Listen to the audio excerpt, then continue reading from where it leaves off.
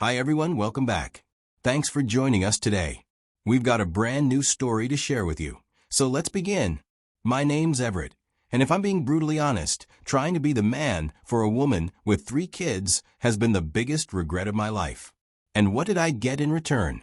She cheated on me with the kids' deadbeat biological father. Then she packed up and left. And the craziest part? Even after all of that, she still expected me to stay in the kids' lives. I'm not here to point fingers or blame anyone but myself. Every decision I made was mine, and I own that. But if you stick around, I'll walk you through exactly how it all began from the beginning, and how things spiraled into something I never expected. It was about 5 years ago. Back then, I was working full-time as a mechanic in an auto shop. Then one day, I met Angelina. She was juggling life with 3 young kids, 2 boys and a girl, ages 2, 5, and 7. It wasn't hard to tell she was struggling. We met through a mutual acquaintance who brought her car to my shop. Angelina's car was barely running, and she didn't have the money to fix it. She looked embarrassed when she admitted that, and the honesty in her eyes made me feel for her. I told her I'd see what I could do, and ended up fixing the car for free. She thanked me like I had just given her the world, and I didn't think much of it after that. But that wasn't the last I'd see of her. She came back a couple of weeks later, needing another small repair. This time, she brought her kids. I didn't have a waiting area good enough for kids, so I let them sit near the office with a few snacks from the vending machine. They were shy at first, especially the oldest boy, but after a while, they warmed up to me. That was the first day I saw what kind of chaos Angelina was managing on her own. 3 kids, and no one around to help her. That's when I started stepping in as someone trying to be decent. I'd help with school drop-offs if I had the time. Sometimes I'd swing by her place to check on the car, bring groceries if she needed them. I saw it as helping someone who clearly needed support. Her ex, the father of her kids, was nowhere in the picture. He'd been locked up for selling drugs and was serving time. From what Angelina told me, he'd never been reliable even before prison. In fact, she used to hide from him when he was around, always afraid of what kind of trouble he'd bring with him. So, with him out of the picture, I guess she was doing her best on her own. But raising 3 kids by yourself? That's not just hard, it's damn near impossible without help. Over the next few months, something changed not just between me and the kids, but between me and Angelina too. We spent more time together, and slowly, what started as me just being the guy who helps out turned into something more.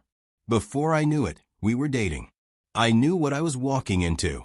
Or, at least I thought I did. We didn't rush things, but it wasn't long before she and the kids moved into my place. The apartment wasn't huge, but I made space. Gave the kids their own room, rearranged the kitchen to fit her stuff, and suddenly it felt like I had a real family. It took time, but those kids started calling me Dad. They trusted me. To make sure they never went without, I picked up a second job. During the day, I worked at the shop.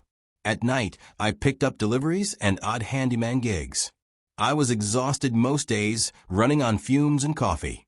I wasn't rich, but I did everything I could to keep them comfortable. After a few years of dating, we got engaged. I told her I wanted to make it official. She cried. Said no one had ever looked at her the way I did. Said the kids were lucky to have me. We weren't perfect, but it felt real. I thought I had finally found where I belonged. I didn't need anything more until things started to change. If you've ever ignored your gut feeling because you didn't want it to be true, then you're not alone. The unraveling of my relationship with Angelina started with small, quiet moments that slowly started adding up. It was around the time we had started talking seriously about the wedding. I observed that Angelina started pulling away. That's the best way I can describe it. Conversations that used to be natural between us became forced as her attention was always buried in her phone. And when I asked what she was up to, I'd get the same tired line. It's just work stuff. Then she suddenly had more errands than usual. Grocery runs that used to take 30 minutes were now lasting 2 hours. A quick coffee with a friend turned into entire afternoons. And the weird part? She stopped telling me where she was going like she used to. Things got worse with time. She began getting irritated by the smallest things. And then, the fights started coming. Over nothing. I'd say the wrong thing, or maybe just the right thing at the wrong time, and boom, we're in another argument. That loving, warm energy that drew me to her in the first place was gone. And the kids felt it too, even if they didn't know how to explain it. I didn't know what to do. I spent weeks trying to figure it out. Was I doing something wrong? Was this just a rough patch? I'd replay our conversations in my head, trying to find where things went south. But every time I thought I was getting close to an answer, she'd shut me down again. I was confused, exhausted, and emotionally worn out. Then one afternoon, I was home from work early and was helping her youngest with a snack when he said something that got me thinking. He said, "Mommy's friend came over today. She said, he's our real dad. But she told us not to tell you." I paused. My brain couldn't process the words right away. "What did you say?" I asked, trying to stay calm. He repeated it, then went back to playing. I just stood there, trying to connect the dots. I went through the rest of the day on autopilot, but inside, I was trying to figure out how the hell to handle what I'd just heard. I spent the next couple of days playing out different versions of the conversation I was going to have with her. Part of me wanted to yell, to accuse, to demand an explanation. But the other part just wanted to hear the truth. I needed her to tell me what was going on. So after a couple of days of sitting with what her child had told me, I decided to talk to her one morning while the kids were still asleep. I sat her down and asked her two simple questions. I said, "Angelina, is your ex out of prison? Has he been by the house?" At first, she didn't say anything. Then she leaned back, crossed her arms, and shrugged. "I don't know," she said. "I don't even know if he's out." So I asked again, "Did he come by the house?" She narrowed her eyes at me and said, "You're being paranoid. Where is this even coming from? What, did you bug the house or something now?" I was asking her about something serious, and instead of giving me answers, she flipped the script and tried to make me the bad guy. "You don't trust me," she said. "You're always trying to control everything. Why do you need to know every little detail? You act like I'm a child who needs permission to breathe." She turned everything into some narrative about me being obsessive, about me being the problem. I kept my cool, though. I just looked at her and said, "All I'm asking for is the truth. If he's around, I deserve to know." She didn't respond, just stood up, walked away to the bedroom. I thought that would be the end of it. But instead, she gave me the cold shoulder for days like I'd done something unforgivable by even asking. She started acting like I was the one who broke trust. But even with all that, I didn't snap. I was still hoping, somewhere in the back of my mind, that she'd come around. That she'd say, "Okay, let's talk. Here's what's going on." But that moment never came. One night, after another dumb fight, I think it started because I asked her if she could at least text me when she decided to leave the house. That was it. But she blew up, said I was controlling, said I didn't trust her, and that I was always watching her. Before I could even get a word in, she grabbed her keys and stormed out of the house. She didn't come back that night. I waited and tried to stay calm. The next morning, she finally walked in. I asked her as calmly as I could, "Where were you?" She looked at me, paused for a second like she was deciding how honest to be, then said, "I reconnected with the kid's real dad. We've been talking for a while." I said, "What do you mean? How long has this been happening?" She just shrugged. "It doesn't matter." I couldn't believe it. After everything. She didn't stop there. She looked me right in the eyes and said, "The kids need their real dad. You're great, Everett, but it's different with him." I was speechless. Later that same day, she started packing her things and the kid stuff, and they left. I didn't say anything. I felt used, tossed aside like a fool. After they left, I entered one of the darkest times of my life. I grieved, but something inside me knew I couldn't keep living like that. So I made a decision. I was going to take my life back. I stopped overworking. I gave myself time to rest, to eat real food, to breathe. Then I found a therapist. Therapy helped me more than I can explain. It gave me space to talk, to process, to stop blaming myself for things that weren't my fault.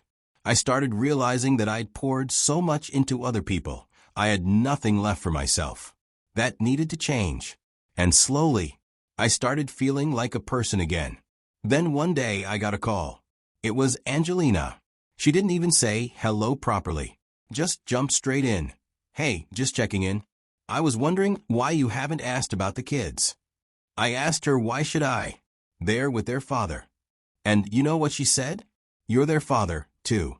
I still want you in their lives." I took a deep breath and told her as calmly as I could, "You made your choice. Don't call me again." Then I hung up, blocked her number.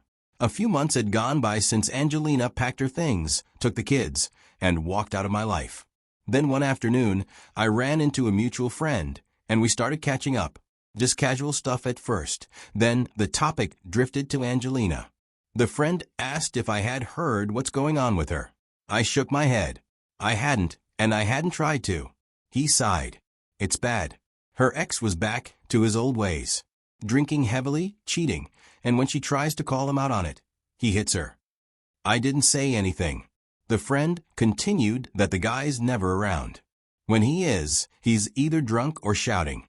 And the kids are suffering. I just stood there, listening. I didn't ask for any of this. I didn't want to know it. But I felt bad not for her, but for the kids. They didn't ask for any of this chaos. They didn't get a say when I came into their lives. But even with that, I told myself that this wasn't my business anymore. It wasn't even a full month after that conversation on a Saturday morning, I had a knock on the door. I opened it, and there she was. Angelina. She didn't even say hi. The first thing that came out of her mouth was, "I'm sorry. I made a mistake." I didn't say anything. She continued, her eyes already filled with tears. "He's gone. He left again. I don't even know where he is. I can't do this. The kids, they ask for you every day. They miss you. I miss you." She took a step closer. "Please. Just be in their lives again. You were their dad. You still are." I could hear the desperation in her voice. I looked her right in the eye and said, "No." She froze. "I won't let you use me again," I said. "You made your choice. You tossed me away like I was just a placeholder. I'm not your plan B. I'm not a backup dad." She tried to speak, but I didn't let her. I stepped back and closed the door in her face. She knocked again. Then again. Then I heard her crying outside my door. But I didn't open it. Eventually, the knocking stopped. After that day, she called. She texted. Left voicemails. Long paragraphs begging me to forgive her. But I never responded. I blocked her everywhere. The biggest lesson I learned was never to let yourself be used in the name of love. Real love doesn't discard you when it's convenient. I know some of you watching might have your own opinions about how I handled everything. And you know what? That's okay. I get it. We all see life from different angles, and we all react to pain in our own ways. I'm not here to argue or defend every move I made. I'm just here to tell you how I lived through it. I don't blame Angelina. I don't even blame the kid's dad. I blame myself for ignoring the signs, for shrinking myself just to make room for someone else's chaos. I blame myself for thinking that love means sacrificing everything, even your own sanity. I should have put myself first. I should have protected my peace, my energy, my future. And now I know better. So, if this story hit something in you or made you reflect, I want you to share your thoughts in the comments. I want to hear what you think. And if you know someone who's stuck in a situation like this, someone who's giving their all to someone who sees them as a fallback plan, send them this video. Share it. Maybe it'll give them the wake-up call I wish I had years ago. Thanks for watching. Take care of yourself.